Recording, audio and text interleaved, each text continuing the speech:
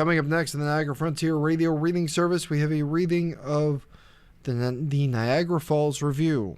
Following that at midnight, we have the USA Today Weekend Edition rebroadcast from Friday's broadcast. Stay with us for these readings and more throughout the rest of the year. The following program is intended for listeners who are blind, have low vision, or have another print disability, which makes reading, holding a book, or turning a page difficult or impossible. The content is copyrighted by the respective publishers. For more information, please visit us on the web at nfradioreading.org. Hello, this is Chuck Stevens, and for the next hour, I'll be reading from the March 4th edition of the Niagara Falls Review, right here on the Niagara Frontier Radio Reading Service. Our first article on page 1, Police Boost Patrols as Fear Grows Among Jewish People. Local community has no links to war, B'nai Israel leader says. With Iran at war with Israel, and after a North York synagogue was struck by gunfire Monday night, Niagara Regional Police are stepping up patrols to provide reassurance and maintain public safety as fear escalates among Niagara's Jewish community. While no injuries were reported in the shooting at the Temple Emmanuel El Synagogue, it occurred shortly after community members left following a Purim celebration.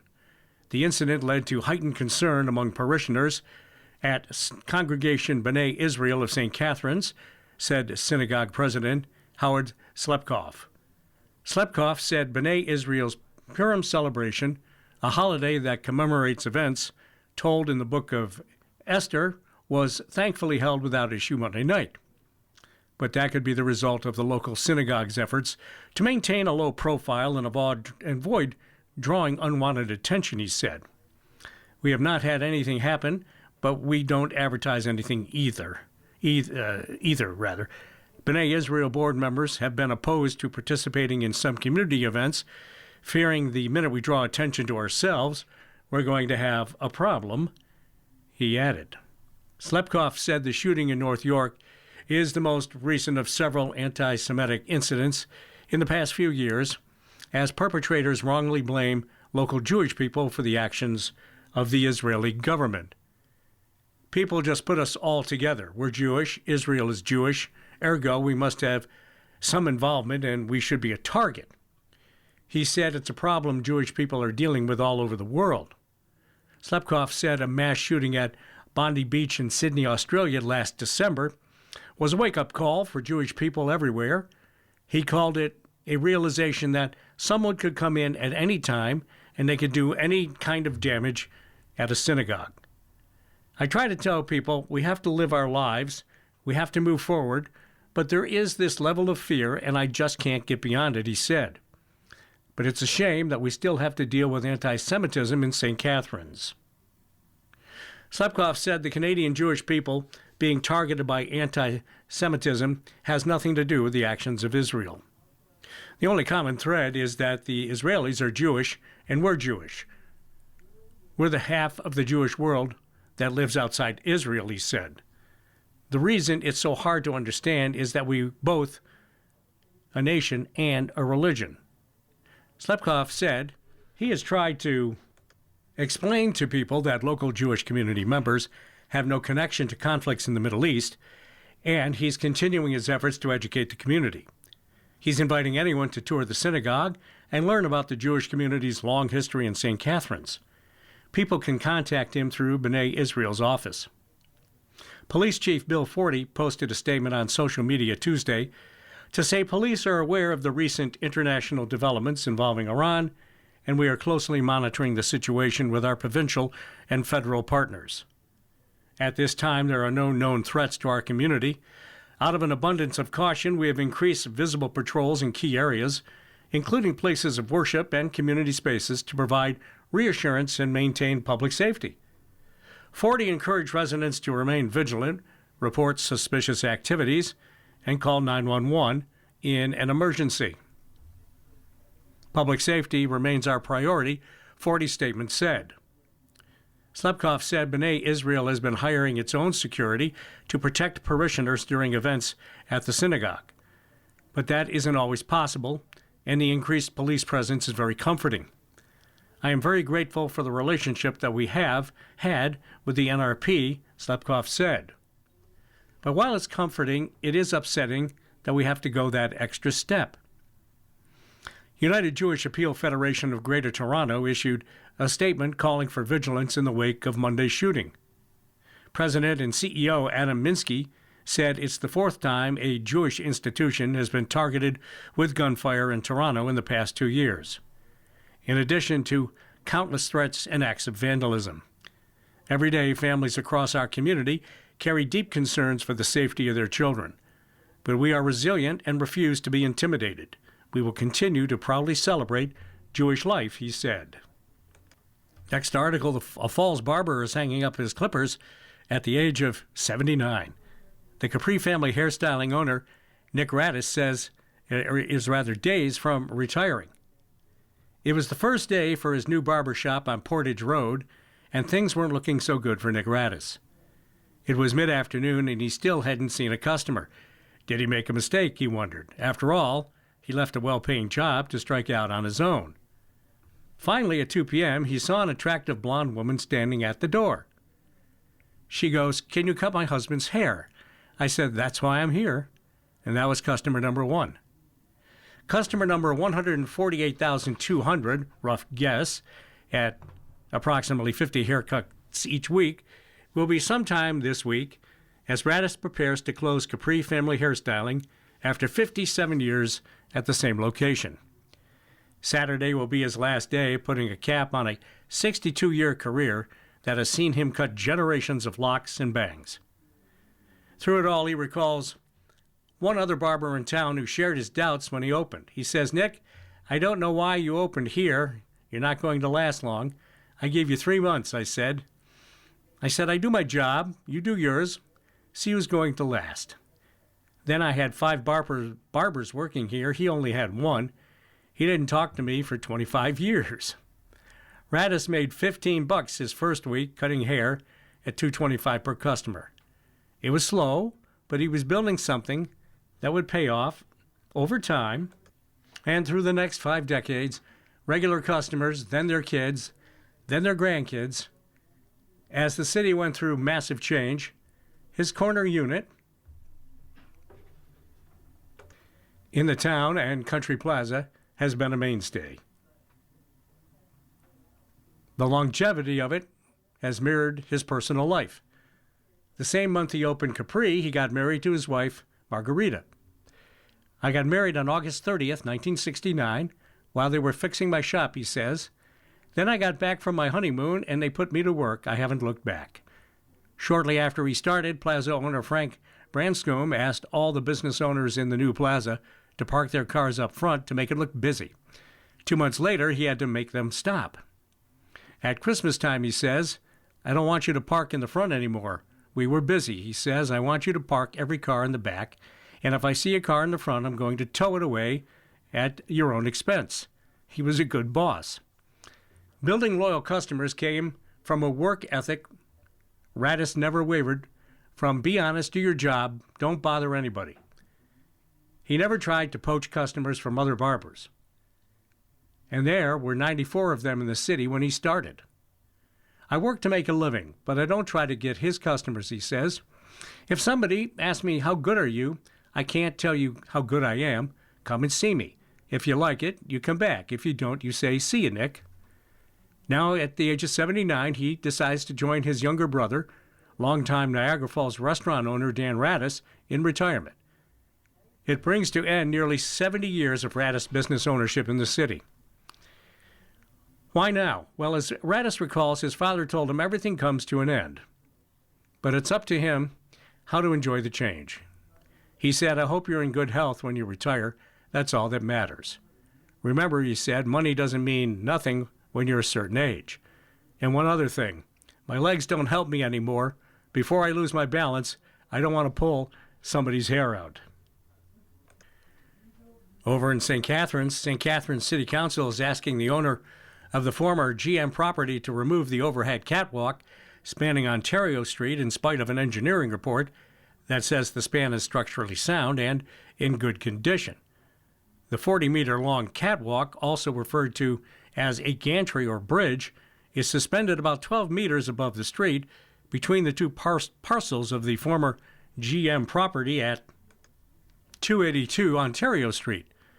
Kalos Engineering Incorporated inspected the structure January 28th using a boom lift and said in a report received by council that no remedial work is recommended based on the bridge's observed condition. The overhead utility bridge is structurally sound and in good condition, said the report signed by J.P. Campana, Kalos' president and a licensed professional engineer. Both vehicle and pedestrian access below the bridge is safe given its condition.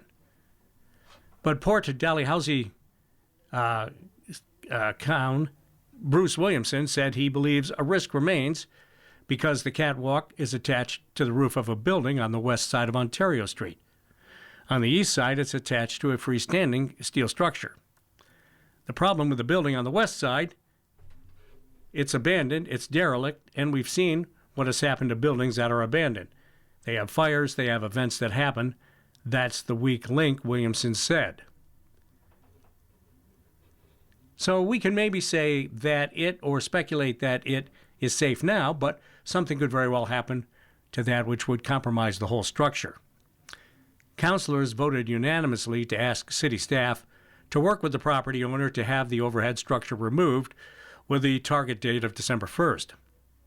The property has been owned by Bayshore Group's numbered company 2390541 Ontario Incorporated since 2014, but mortgage holders have been overseeing the cleanup. Council also asked that any costs for the removal be paid by the owners, which some admitted will be a tough sell since they just paid for an engineer to inspect the catwalk at the city's request and it got a clean bill of health. I would be very surprised if the property owner said, yeah, sure, I'll pay for it, said Grantham Councilman Bill Phillips. So if it's something we want done, I've got a feeling it's going to cost us money to do it. And council or the next council will have to decide whether that's the way we're going to get things done. Councilors were urged to take action by 4 residents who spoke at the meeting and said they feared the metal structure at the defunct plant would fall onto vehicles and pedestrians. If the overhead structure collapses, if the engineering report is not total or is not complete, or if anything happens to anyone, it would be tragic but predictable, said Gwyn Kennedy, speaking on behalf of Coalition for a Better St. Catharines. She added the site already attracts young people. When a city knows of a hazard and fails to act, this inaction carries moral and legal risk. The coalition collected more than 1,200 petition signatures earlier this year, urging the city to take decisive and timely actions to enforce vacant building bylaws, to ensure the removal of unsafe and abandoned structures, and apply property standard bylaws to the state. Kennedy urged council on February 23rd to address unsafe, unsightly conditions across the whole property, though she was repeatedly told by Mayor Matt Cisco to limit her comments to the catwalk in the motion. As a mother and resident, I'm deeply concerned over public safety. The overhead structure is sitting on a site that sat vacant for years. It's not only this overhead structure that's dangerous, it's every structure on the property, she said. Williamson and fellow ward councilman Marty Mako raised the safety of the catwalk in June with a motion on the council agenda asking city staff to work with Niagara Region and the property owners to review the span and, if needed, take remedial action. The motion was deferred when Mayor Matt Cisco asked the owners of the property directly to do the structural analysis. The owners hired Kalos to assess the structural integrity and condition of the catwalk, believed to be about 25 years old, and used by GM before it closed the plant in 2010. The resulting report from Kalos was provided to the city on February 5th. Kushner said while he believes the engineers who put their stamp on the report saying it's safe, community members said they still feel unsafe. It does not have to be there, and all it does is create anxiety. It's going to have to come down someday, in my opinion, the sooner the better. You're listening to a reading of articles and features from the Niagara Falls Review. on the Niagara Frontier Radio Reading Service. Your reader, Chuck Stevens, thanks for joining us. Next up, Niagara Charities reap benefits from Sleep Cheap promotion. Discounted hotel stays in November generated more than $100,000. The latest edition of Sleep Cheap Charities REAP raised more than $108,000. The 2025 event, which offered Niagara residents discounted hotel stays in the heart of the Niagara Falls Tourist District, ran from November 23rd through the 27th, with all proceeds going to local charities. A staff report to go before Niagara Falls City Council Tuesday said the event that featured 18 hotels and attractions raised $108,365. The program has raised more than $2.7 million for nearly 100 charities since its inception in 2004.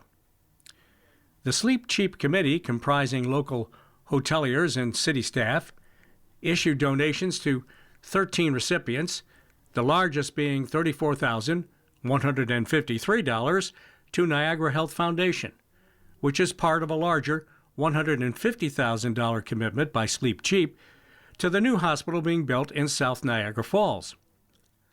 In recognition of this donation, the emergency triage station will be named in the event's honor. The 2025 Sleep Cheap event was again enhanced by the sale of the Wonder Falls Pass, which provided Niagara residents with discounted access to some of Niagara Falls' non-accommodation tourist attractions.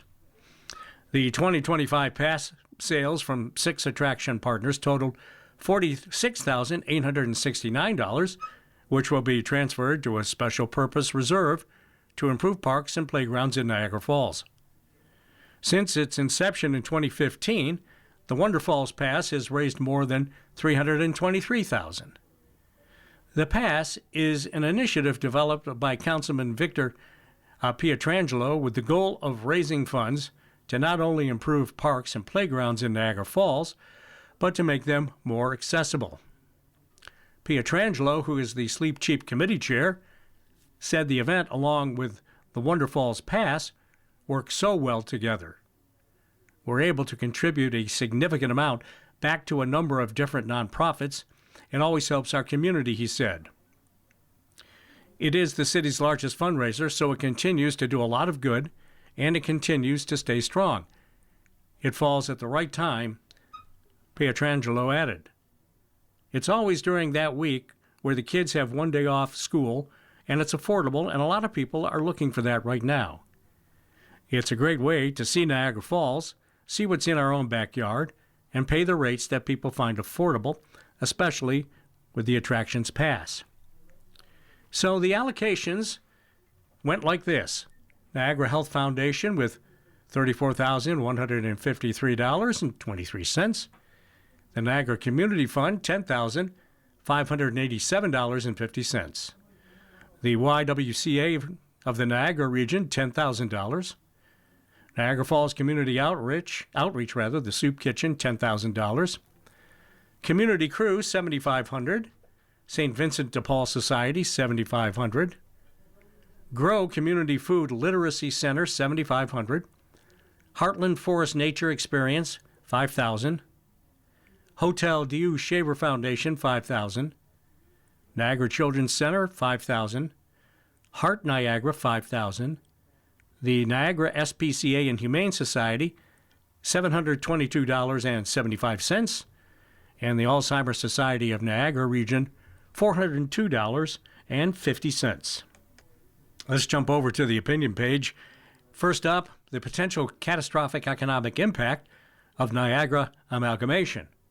Unprecedented changes would cause uncertainty and cost taxpayers, writes Perry Challenger. Much of the discussion around proposed amalgamation of Niagara's municipalities into 4 new cities has focused on things like representation, duplication of services, cost of excessive staffing, reducing bureaucracy, and matters of procedural fairness. While these matters are important, the conversations have ignored a critical issue. Let me be clear, this could wind up being an economic catastrophe that affects generations to come. The proposed elimination of both lower and upper tier municipalities simultaneously is without precedent. Historically, amalgamations have involved combining several lower tier municipalities and disbanding an upper tier municipality. For example, 11 lower tier municipalities merged to form the city of Ottawa, and the regional municipality of Ottawa-Carleton was disbanded. This is a different scenario altogether. Anybody who tells you they know what amalgamation will bring is either fooling themselves or lying. These are uncharted waters, and there are definite perils. The provincial government can force the amalgamation, but what happens next will be in the hands of bond market and credit rating agencies.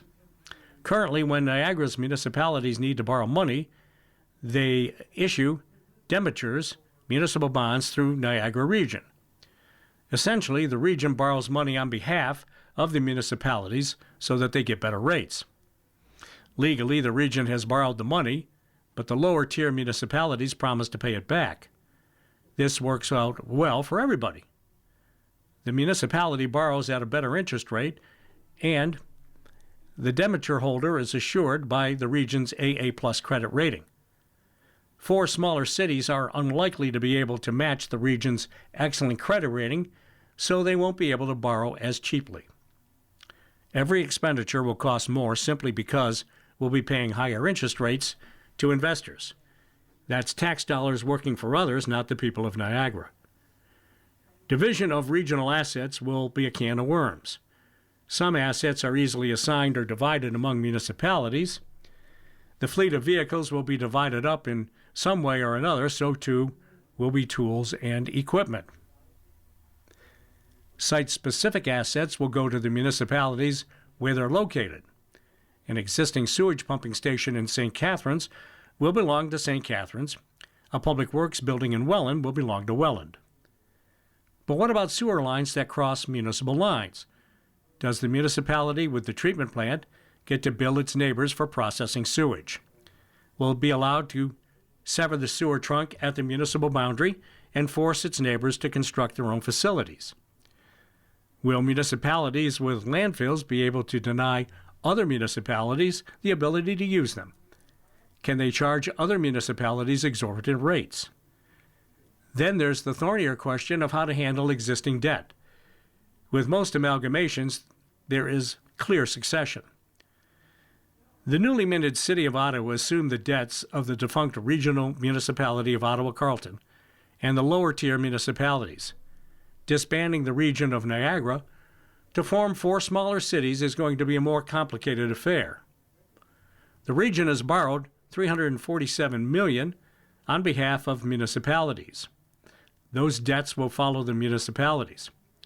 If Grimsby, Lincoln, Waynfleet, and West Lincoln merged into a new municipality, they would inherit about $67.5 million in existing lower-term obligations. Possibly the most problematic issue will be how to allocate the $787 million in debt that the region took on independently to finance its own operations. There is simply no fair way to assign the debt. The provincial government is going to pick winners and losers if and when it writes an amalgamation order. They have broad discretion in how they allocate the debt, and there's no requirement to justify their decisions or even have a principled approach. They could divide it up by the municipality's shares of the regional levy. If the new municipality contributed 26% of the region's tax base, it inherits 26% of the debt.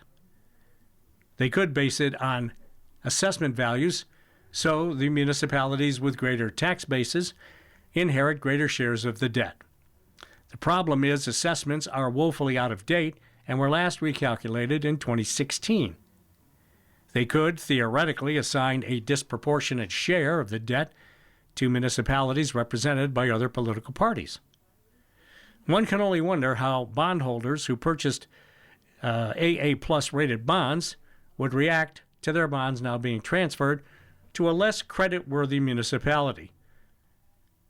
Lawsuits might fly unless the province takes steps to guarantee $11 billion in long-term debt. Will the new municipalities be jointly and severely liable for the debts? That means for future decades, municipalities will remain on the hook for each other's debt. Each municipality will affect the creditworthiness of the neighboring municipalities. One of the worst outcomes would be if the amalgamation failed to account for all of the debt and then triggered a technical default. Ultimately, there are too many questions and no concrete answers, and a danger that getting even small details wrong will have devastating long-term effects on all of the municipalities. Without knowing the exact wording of the amalgamation order in advance, and without time to analyze it, it's not possible to predict what amalgamation will bring. Given the optimal outcome will bring minimal, if any, benefit, and the number of ways this can result in harm, there is little justification to act hastily or trust the provincial government to get it right without the benefit of meaningful public consultation. Policymakers and the public need to know the details of what they're agreeing to.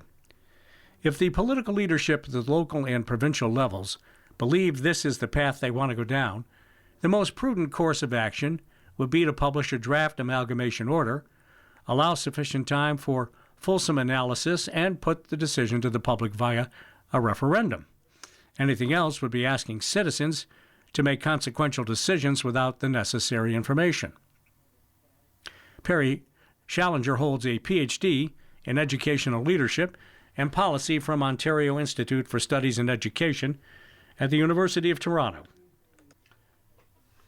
More from the Niagara Falls Review here on the Niagara Frontier Radio Reading Service. The court pauses the demolition of the Royal George Theatre for 1 month. An Ontario judge has granted a continuation of a Niagara-on-the-Lake residents' legal action to prevent Shaw Festival from demolishing the historic Royal George Theatre. A judicial review had been scheduled February 26 by teleconference, but was unexpectedly adjourned, said Eric Gillespie, who was representing Nicholas Culinary and Centurion Building Corporation. Centurion Building Corporation launched legal action in early February against Shaw Festival to prevent the demolition of the Queen Street Theatre, box office, and 2 properties on Victoria Street. The Victoria Street houses at 178 and 188 have since been razed. Culinary said the court has granted a stay and a continuation of his initial legal challenge for another 4 weeks. The demolition of the Royal George and the box office is delayed until a decision is made at the judicial review. A stay of proceedings is a court order that halts or suspends all or part of a legal action, while a continuation is a postponement of a specific court date or deadline.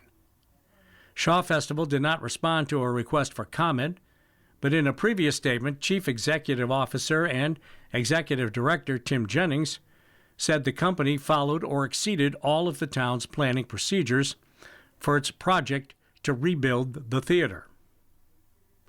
Culinary's legal action requests the court to review whether Niagara-on-the-Lake complied with its official plan, zoning bylaws, Ontario's Planning Act, the Ontario Heritage Act, and the provincial policy statement. It also requests the court declare the town acted unlawfully and unreasonably and pause the town's planning approvals for the $80 million development while his application is decided. Shaw Festival, Culinary, and the town of Niagara-on-the-Lake had initially agreed to a stay of the demolition of the theater and box office until February 27th to allow for the judicial review. Jennings has said the Shaw has been working under very tight timelines to meet the construction milestones required by our funding bodies and has already been delayed when Culinary appealed council's decision to the Ontario Land Tribunal. In an interview on January 31st, Jennings said the project was already about a month behind schedule. More from the opinion page, Niagara Voices, visiting with ghosts of Welland's past. David Fowler writes this: occasionally ghosts from the past wander through my brain. Ghosts that emerge from their places in East Welland in the 1950s to where they must feel out of place now, Waynfleet in the 2020s. How lucky I am, and my contemporaries, who grew up in a place we thought would never disappear, but has.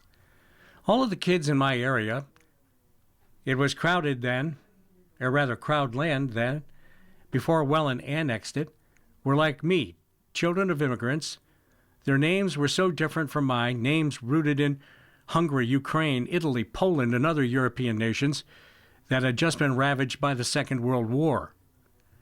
Our fathers all worked in the Welland factories, Atlas Steels, Page Hersey, or the Tubes, Inco, the nickel plant, Stokes, the rubber plant, or John Deere. We walked to our elementary schools, Princess Elizabeth, Matthews, Afton, and later to the brand new high school built to educate all those baby boomers in East Welland, Welland Eastdale Secondary School. We were proud to be Eastdale Eagles then, although now we're more like the Bald Eagles. Once in a while I drive to the nest that held me for about what seems so long, Gatfield Avenue. I can hear the voices shouting as we played kick the can. I hear Jackie, Donnie, Brian, Peggy, Sandy, Jimmy, and my siblings Norman, Mary, and Jenny. I look up the street and marvel that we actually used it as a baseball diamond. First base, a couple of stones on the north curb. Third base on the south side, with second base and home plate in the middle of the road. If you were strong enough to smack a home run, you watched in horror as it flew toward the front window of a house, but then thankfully dropped short in the front yard. There was no end to games we invented. In the spring, we would dam up a ditch with melting snow and watch the water overflow and flood the street and laugh as the cars had to slow down to pass through the little lake that we had made. Where Gatfield ended to the west was a field that held knee-high grasses and weeds, a pond sporting frogs and tadpoles, and the occasional garter snake or rabbit. At the border of the field was the railway track where puffer bellies still ran coal-burning locomotives. We walked to the King Street pool, where the Blue Star sits now for swimming lessons. Now in my mind, I hop on my old bicycle, 1-speed of course. Who ever heard of a 10-speed or even a 3-speed? I rode down Lincoln Street or Ontario Road to the marvelous Welland Canal to wonder at those ships from all over the world. Where did they sail from and where are they going? I ride again to the train bridge in Dane City, where, if we were lucky, the operator would take us up in his bridge and let us watch as ships passed underneath. When I stop and look at the house that was home, it seems that it has shrunk to half the size that it was then, and the front yard is almost non-existent now. Not the endless stretch of grass that needed to be cut with a push mower, and later with the luxury of a gas mower. It is said that we can't go home again, but thanks to the marvelous human brain, our memories can indeed take us back for a short visit. David Fowler, the writer, he's a member of the Niagara Voices Community Editorial Board. Let's take a peek at a recipe from the recipe page. Cod tacos with pineapple salsa is a tasty Lenten meal. It's interesting because we're thinking of having fish tacos tonight for dinner. This is Dateline, Pittsburgh, Pennsylvania. Fish on Fridays during the 7-week Lenten season isn't just tradition in Pittsburgh.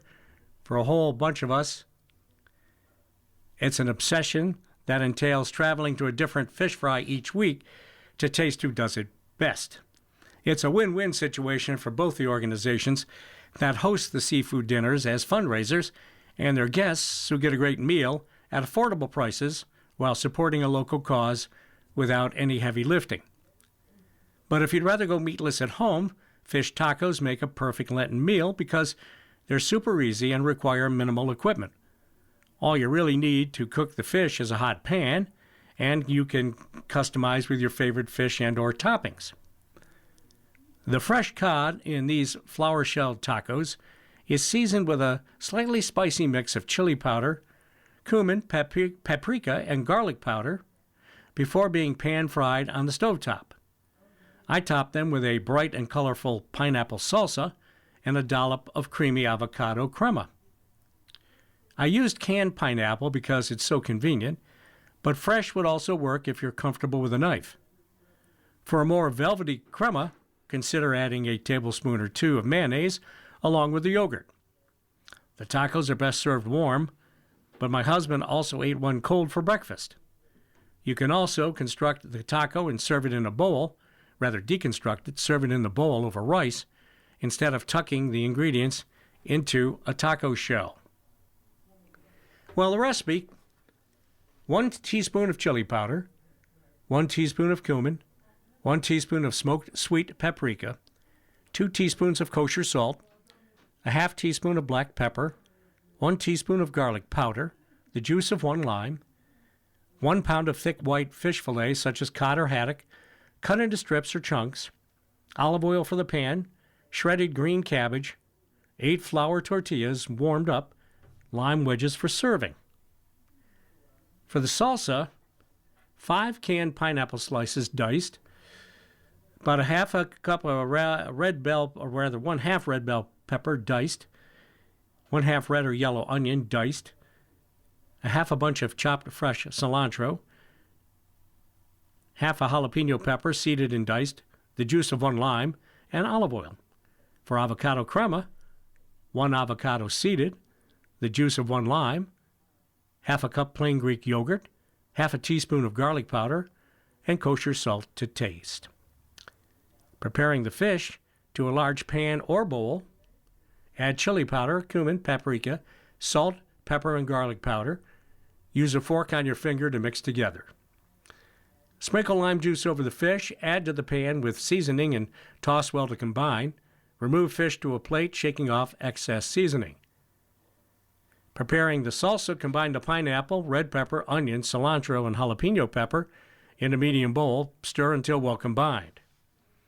Add lime juice and a drizzle of olive oil. Let it sit at room temperature or in the fridge for at least 15 minutes to allow the flavors to blend. Then prepare the crema. Add avocado, lime juice, yogurt, and garlic powder to a food processor or blender. Pulse until the sauce is silky smooth. Remove to a bowl and season to taste with salt and more lime juice if needed. And prepare the tacos in a large pan over medium heat. Add a drizzle or two of olive oil. When hot, add fish to the pan and allow to cook until fish is golden brown, opaque, and flakes easily with a fork. Takes about 3 minutes aside. And then build your tacos. Warm flour tortillas in a dry skillet over medium-high heat until soft and slightly charred, about 15 seconds. Layer the warm tortillas with shredded cabbage and add a few chunks of seasoned fish. Top with the pineapple salsa and a dollop or two of avocado crema. Serve immediately with lime wedges, and it'll make about 8 tacos. That recipe from the Pittsburgh Post-Gazette. From the Canada and the World page, Carney supported strikes with regret. It appears that these actions are inconsistent with international law, the PM says of attacks. Prime Minister Mark Carney said he supported Washington strikes on Iran with regret as they demonstrated the continued decline of the rules-based international order. Taking questions from reporters for the first time since the strikes began on Saturday, Carney also said it appears the strikes broke international law. "We were not informed in advance. We were not asked to participate," Carney told reporters traveling with him in Australia. It appears that these actions are inconsistent with international law. Carney was speaking on what was Wednesday morning in Sydney and Tuesday afternoon in Ottawa. This past weekend, Carney broke with most European allies by unequivocally endorsing American strikes on Iran, which have since been joined by Israel. Some Liberal MPs challenged that move, saying Canada must stand up for the protection of civilians and territorial sovereignty, even when it involves adversarial states. Carney said while Washington proceeded without engaging with the United Nations, the U.S. is responding to serious repeated violations of international law by the Iranian regime. Now that the military operation has begun, Carney said he supports efforts to end Iran's nuclear program and its decades-long program of state-sponsored terrorism. The Prime Minister added that the U.S. and Israel must respect the rules of international engagement and called on Iran to stop its strikes against civilians across the Middle East. Foreign Affairs Minister Anita Anand said Tuesday that she had asked Oman for permission to access its airspace if necessary for Canadian citizens to get out. She noted Oman still had viable airspace as of Tuesday morning. The U.S. State Department said Tuesday it was preparing military and charter flights for Americans who want to leave the Middle East, a move followed by some other nations. Anand's office said the minister is urging Canadians to leave the region through their own means. It said there is no current plans for Ottawa to coordinate evacuations, either by chartering commercial airlines or using military aircraft. Global Affairs Canada says more than 97,000 Canadians are registered in the Middle East. They include a group of 16 Queen's University students and one faculty member. The university says they're safe in Doha after trying to make a connecting flight to Qatar following a biology field course in Sri Lanka. The situation is very volatile and very real in terms of the potential for human life to be lost across the region, and that is our main concern always, Anand told the Toronto Region Board of Trade on Tuesday. We would like to play a role in the cessation of hostilities and the diplomatic resolution to the future result between these countries. It's a role that we are seeking to continually play. Anand said she's been in touch with multiple foreign ministers from the Persian Gulf and broader Middle East to ensure that there are possibilities for Canadians to have supports in these countries. Also from the Canada and World page, PM in Australia to deepen trade and defense ties. Prime Minister Mark Carney is in Australia, where he is set to hold his first news conference in 2 weeks. The Prime Minister arrived in Sydney midday, Tuesday local time, which was Monday evening in Canada. He's expected to meet with business leaders in Sydney, part of his government's efforts to build on already strong intelligence ties through broader collaboration in trade and defense. This is a very important relationship for Canada to continue to build on. It is one that's predicated on years of cooperation, Defense Minister David McGuinty, who was in Sydney with Carney, said on Tuesday. He told reporters Canada is building the relationship with Australia on 2 tracks, a deeper economic connection and defense and security. McGuinty said there is a new openness here in Australia to work with Canada. I would say that the Prime Minister's outreach and indicating that there is another way for middle powers to come together and collaborate on the economy, on defense, on security, is a message that resonates very strongly, he said. While McGuinty held a media availability shortly after arriving in Sydney, Carter last held a news conference on February 17th when he announced the new defense industrial strategy in Montreal. It is unusual for prime ministers traveling abroad to not hold a news conference with accompanying journalists 5 days into a trip. His silence comes as questions mount about transnational repression by India and after American strikes in Iran have set off a war involving multiple countries. Carney's office canceled a Monday news conference in India following his meetings there with Prime Minister Narendra Modi. His office declined reporters' requests to make him available to answer questions on Tuesday. The Prime Minister is slated to hold a media availability in Sydney on what will be Wednesday morning in Australia, around 4:30 p.m. Tuesday in Ottawa's time zone. On Thursday, Carney will head to Canberra to address the Australian Parliament. The Prime Minister will then leave for Tokyo. Carney is set to meet with Australian Prime Minister Anthony Albanese, who has been in power since 2022. Both countries are Commonwealth nations and partners in the Five Eyes Intelligence Sharing Alliance, along with the U.S., U.K., and New Zealand. Australia obviously is a natural partner for Canada in the Indo-Pacific, Asia-Pacific Foundation, Vice President Veena Najibullah said in a recent interview.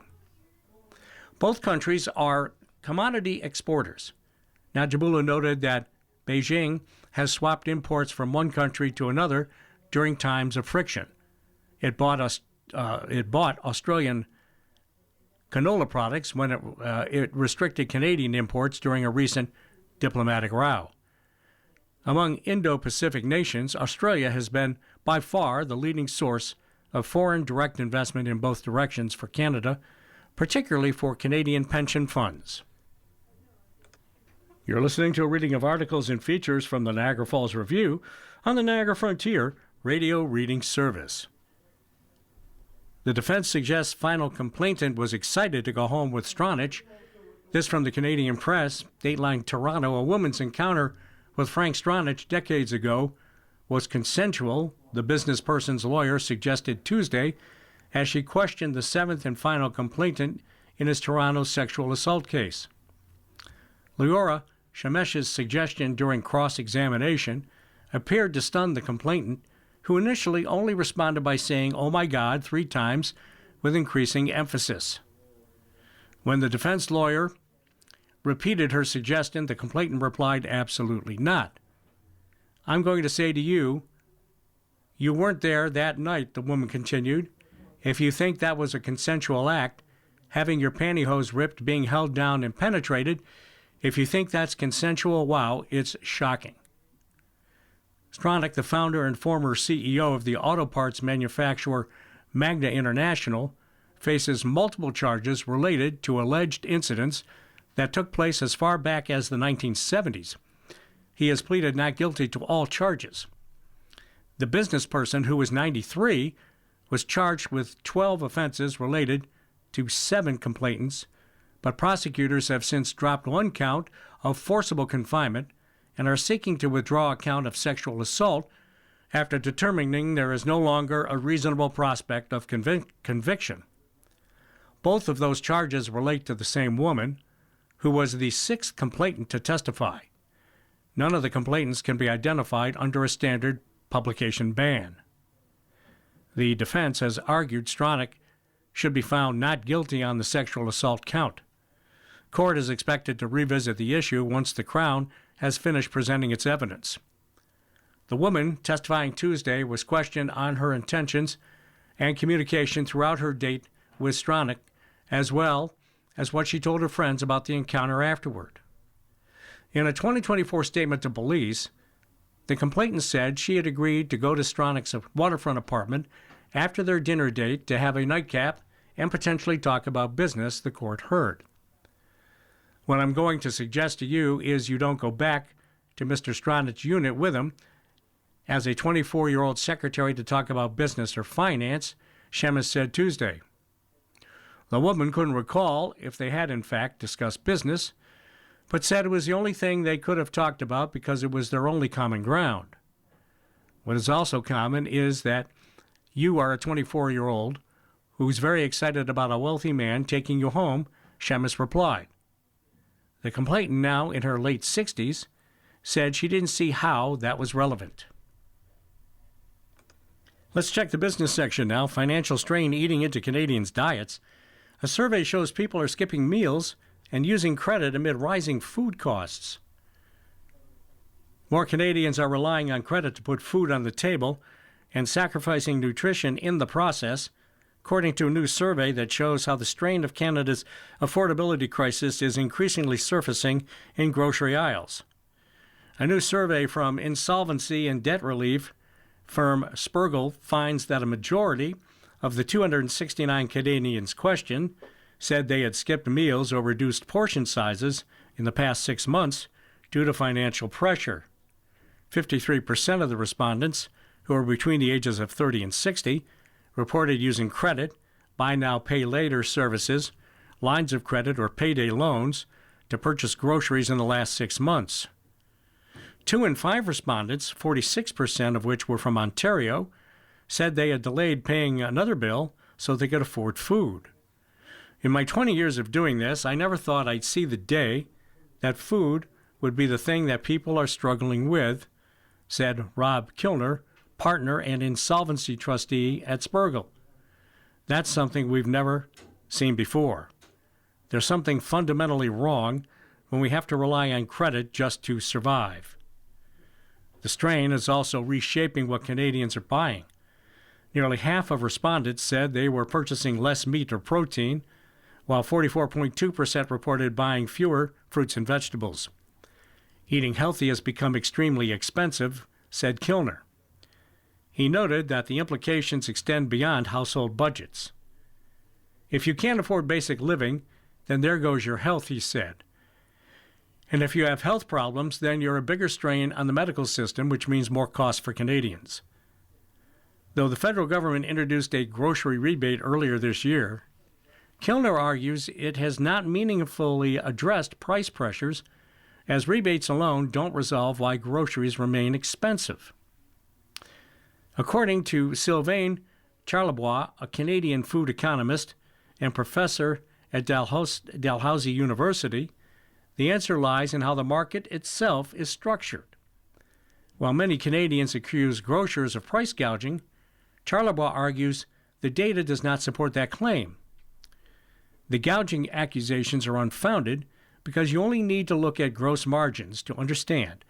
Gross margins aren't moving, he explained, referencing profit margins that typically float around 2 to 4%, and so it's hard to accuse them of gouging consumers. Instead, he says, competition is the core issue in Canada's concentrated grocery sector.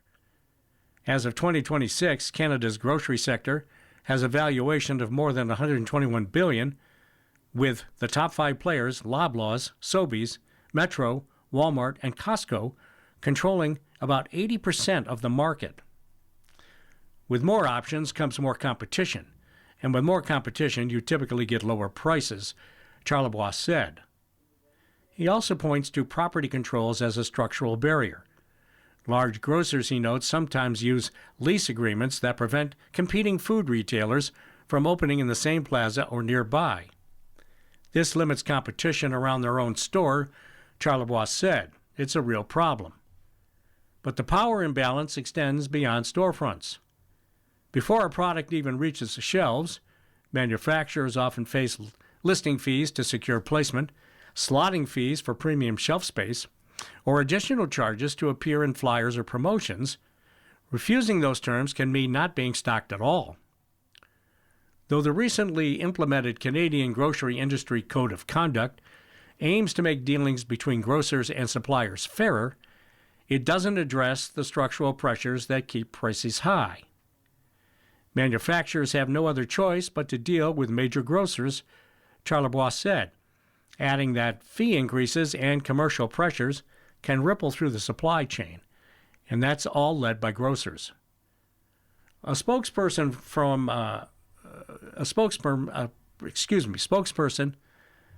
Metro, Canada's third largest grocer, told the Star that it does not comment on the individual financial situations of its customers, including issues of debt or credit use, adding that the rising cost of living is putting pressure on more households as food insecurity becomes a bigger societal concern. Our teams are continuing their efforts to offer more affordable options, said Metro Vice President of Public Affairs and Communications, Marie-Claude Bacon. She added that the increasingly complex economic conditions are changing Canadians' grocery shopping habits. In general, we are seeing increased price sensitivity, a marked interest in promotions, and a search for economical solutions, particularly through private labels and our discount banners, she said. Such demand for economical solutions has increased traffic toward grocery apps like Sabre, a Niagara-based grocery price comparison platform. People have no brand loyalty anymore, whether to a retailer or a specific product, said David D'Agostino, co-founder of Sabre. Canadians are having to work harder to stretch their dollars. They're comparing products, brands, and stores more than ever to get the best total price. With his business partner, Peter Bardis, D'Agostino created Sabre to allow users to enter their grocery list and see prices for each item across multiple stores, making it easy to identify the best deals or figure out which store offers the lowest total cost. It's kind of handy. In December, for example, a list including pastas, rice, spinach, and produce showed a $16.86 price gap between a discount leader store versus a traditional big box competitor. That's a 30% markup just for convenience. Though he emphasized that there's an increasing appetite for apps that cut grocery costs in Canadian households, such innovations do little to change the broader market forces that are shaping Canada's inflated food prices, he said. From the retail page, Roots Mall's sale in latest strategic review, the Roots Corporation has launched a strategic review that it says could end with the sale of the clothing retailer. The apparel business announced the review Tuesday, framing it as a way to analyze and evaluate a range of mostly unspecified alternatives that will maximize value for shareholders. Over its 53-year history, the business has cemented itself as a symbol of Canadian by selling cozy, cottage-esque products like sweatpants and mittens at its 100 corporately owned stores in Canada and 2 more in the U.S. It also has 100 partner-operated shops in Asia. Though Roots' majority shareholder is international private equity firm Searchlight Capital Partners LP, the company is headquartered in Toronto and trades on the city's main stock exchange. Its share price popped by 8.3%, or 25 cents on Tuesday, bringing it to $3.26 after the company said the review was underway. It closed at $3.40. Deanna Anderson, co-founder of advisory firm Wade, suspects Roots' review will soon show the company is a powerful but undermonetized heritage brand. The equity in the name is stronger than the business' current performance and scale, she said in an email. Roots has half a century of built-in emotional equity, but it's still operating like a mid-sized Canadian retailer instead of a global lifestyle brand. To improve and avoid becoming another generic athleisure player, she said the business has to double down on its lifestyle and Canadiana positioning and put even more weight into its director-to-consumer and e-commerce businesses.